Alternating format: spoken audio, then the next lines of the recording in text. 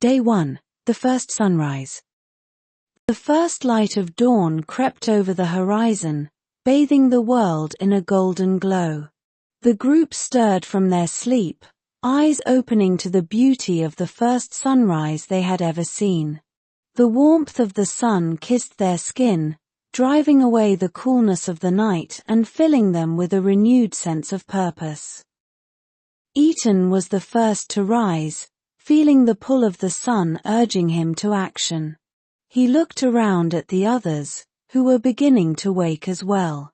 The memories of their first day were still fresh in their minds, the discovery of the stream, the fertile land, and the potential for a new beginning. "We have much to do," Ethan said, his voice calm but firm.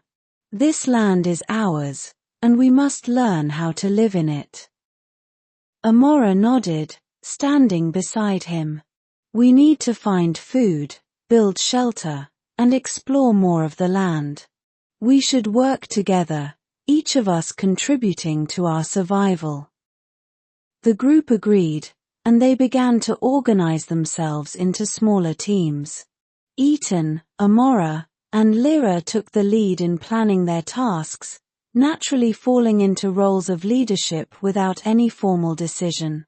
It was as if they instinctively understood the need for order, for direction. Darren and Kira volunteered to explore the cave they had found the previous day. They believed it could provide a temporary shelter until something more permanent could be built. Elan and Myra, who had found the berries, decided to search for more food sources, possibly hunting or gathering other edible plants.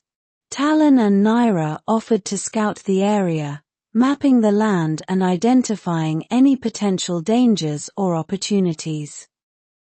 As the team set off on their tasks, Ethan, Amora, and Lyra remained by the stream, discussing how to organize their newfound society.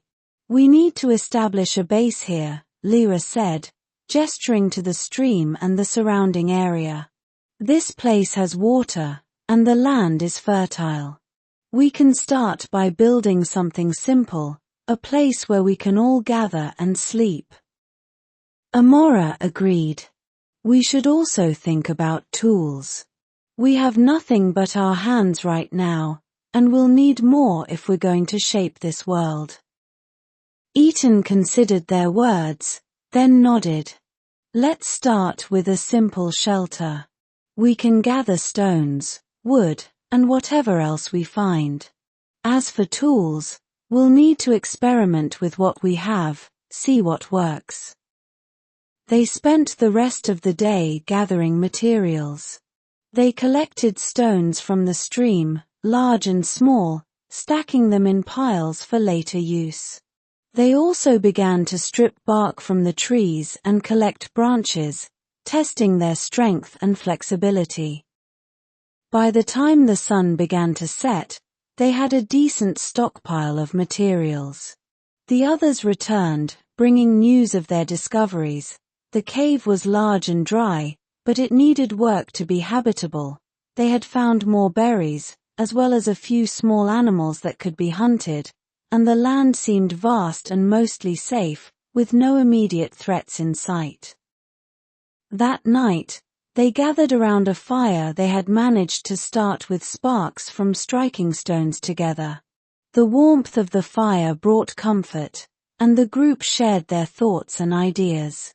It was clear that they were beginning to understand their world and each other, their bonds growing stronger with each passing hour. "We'll build something great here," Ethan said, his voice filled with quiet determination. "But it will take time, and it will take all of us working together." The group nodded in agreement, their faces illuminated by the flickering firelight. As the fire burned down to embers, they lay down to sleep, their minds filled with visions of what they could achieve.